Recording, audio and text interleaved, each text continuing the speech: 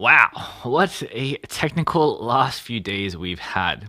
So, with today's lesson, it gets a little bit easier in terms of complexity, and it's the last of the three exposure triangle pillars. So, it's still going to be a little bit technical. So, strap yourself in, we've got a little bit left to go. So, in the exposure triangle, again, we have three pillars of shutter speed, aperture, and ISO. I've said constantly that when you think about these three settings, it should be in this order, despite what you may have heard from other people teaching this concept. Trust me, this is the best way, and they aren't equal in value in the real world. Now, as we've learned over the last 2 days, shutter speed and aperture both control exposure, but they both have very large creative repercussions and considerations to make when thinking about what settings to use for them, much more so than ISO. And that makes ISO just a little bit easier to understand. Okay, so ISO and sensors go together like peas in a pod, right? Another way to think about ISO is to think about the word amplification. When you increase the amount of ISO in your image, you're effectively adding more amplification to the sensor, increasing its sensitivity, or what some people might call gain. Now, gain, or how much power that sensor has or the image has no bearing on whether a subject is going to be frozen in time or blurry, or how much depth of field it has, or any of that stuff at all. ISO takes whatever image is already on the sensor and then is able to turn the exposure up or down depending on how much you give it. And again, that's a simplified version, but as a mental model, that's a good way to think about it for now. However, as in all things in life and photography, there's a catch, and this is where we get a bit technical here to explain it. Now, when we're talking about sensors, typically they all have different attributes and factors that go into the design of those sensors. Some common considerations are things like dynamic range, noise, color reproduction, and so on.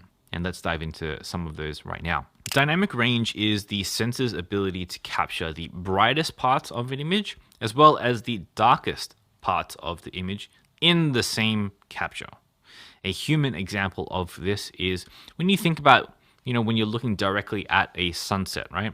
The sunset is really, really bright to stare at. But at the same time, in the same field of view, you can see shadows in the distance and you can make out details in those shadows as well.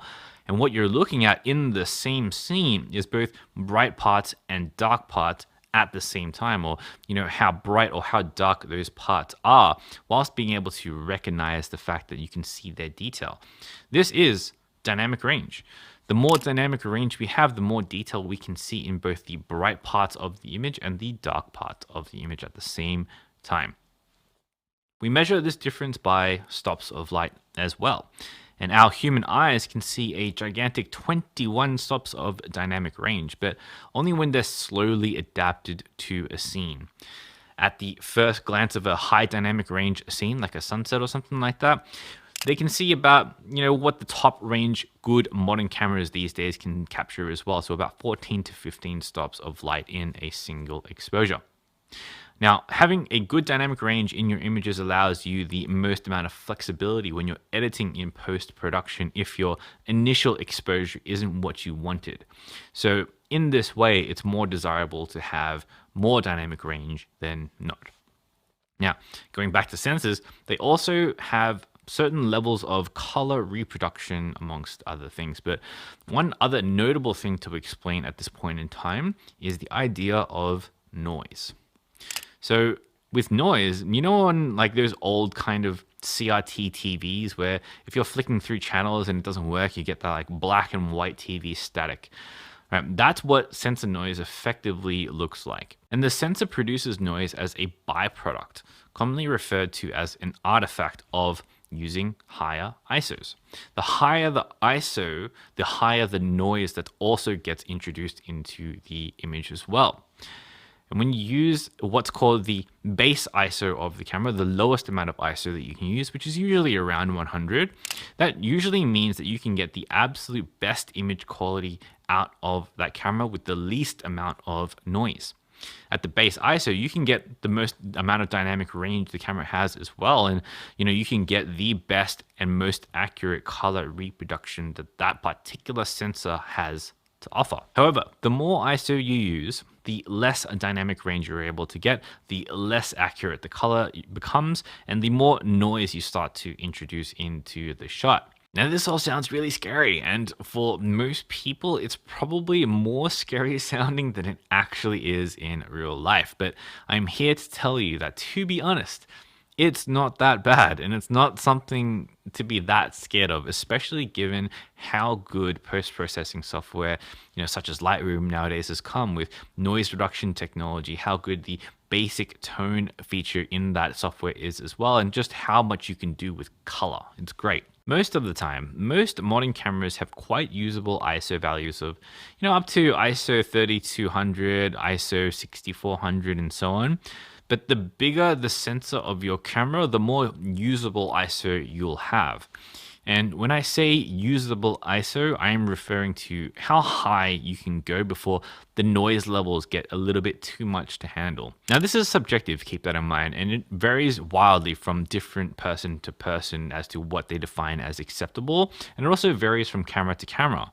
So, for example, my Sony A1 full frame camera that I showed before, for example, I'm happy to shoot that camera at a maximum of ISO 12,800 before I really have to start making some considerations to my light and get my exposure from elsewhere. However, for an APS-C camera, for example, it'd definitely be far less than that, far closer to something like ISO 3200 or something like that. Now think of ISO like this. Once you have your shutter speed and your aperture dialed in from a creative perspective, that is, once you've thought about whether or not you want to freeze or blur a subject, and then how much of that subject you want in focus and your depth of field, and after you've made those two considerations, then take a look at your exposure. If it needs to be brighter, then up your ISO. And that's kind of it, the simplest workflow ever. On the flip side, if you've dialed your shutter speed and your aperture in creatively and you have too much light, the opposite, right?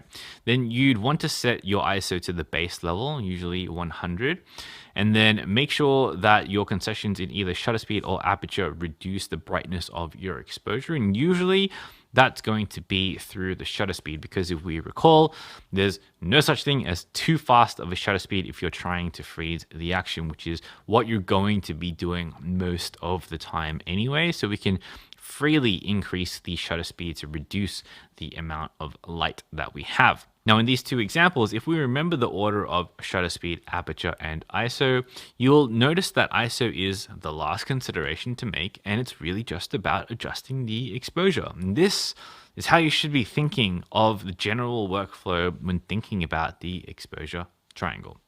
And that's all three pillars of the exposure triangle. I really hope that I gave enough examples so that you understand exactly how this works. But to recap, shutter speed, aperture, and ISO all control the exposure or the brightness or darkness of an image, but they also have a lot of creative control and considerations over your image as well. Shutter speed is about how much light is allowed to be let through the shutter in the first place from an exposure perspective, but shutter speeds also control whether an image is frozen or sharp, or if it's blurry. Aperture is about modulating the size of the hole at the end of the lens, which then controls how much light is allowed to come through to then make its way onto the sensor. But aperture also has a huge hand in controlling the amount of depth of field your focus point has as well. And then finally, ISO is about how much gain you have on that sensor and how much you're amplifying that image, but it also controls how much dynamic range, noise, and color reproduction you are able to have in your image as well. And all three of these pillars require balance. And while that might sound confusing or overwhelming to you right now, know that this is the basis of the technical aspect of photography. And with enough practice and experimentation, these settings will become second nature to you, leaving you more time to focus on the parts of photography that are really the spirit and the essence of taking photos. All right, assignment time. And this time we have something easy because ISO was relatively easy to understand. For today's assignment, I want you to take 7 photos of the same thing. And you're going to be adjusting exposure in whatever way you like as you do these photos. So set up a scene. Doesn't matter what it is as long as you can take the same 7 shots. So post up somewhere, get the camera stable, use a tripod, use a desk, whatever the case may be. What we're going to be doing is taking 7 images of the same thing, but each one with increasing stops of ISO. So what I want you to do is set up your camera to ISO 100 or the lowest amount of ISO that you can get. And then use your shutter speed and your aperture to balance the exposure. Those 2 pillars are irrelevant. They're just there to balance your exposure. Take the shot. Then repeat the same shot at ISO 200. Take the shot, right? Then repeat the same process every single time all the way up until you get past ISO 6400. And then if your camera keeps going past that, you can go and keep doubling it until you run out of ISO, right? But from there, so long as you're adjusting the exposure between each of the shots and all of them are balanced in exposure, review all of the images and notice how different they are. Now, you may need to review these on a larger screen, like on a computer or something like that, for the best effect and the most detail. But you'll see that even with the same exposure on all of these images, as the ISO gets higher and higher and higher, more grain gets introduced. Colors start to become a bit flat, and you might even notice a little bit of a color cast as well. And if you have any highlights in your shot, they become muted, and any shadows become, too dark to make out and lose a lot of their detail. And, that's the example of ISO in action right there for you, for your camera. And that's the exercise for you to go and analyze for yourself. All right, now hopefully you have enough reference points for all 3 different pillars of the exposure triangle. Remember to go slow and learn this with lots and lots of experimentation. All right, I'll see you tomorrow.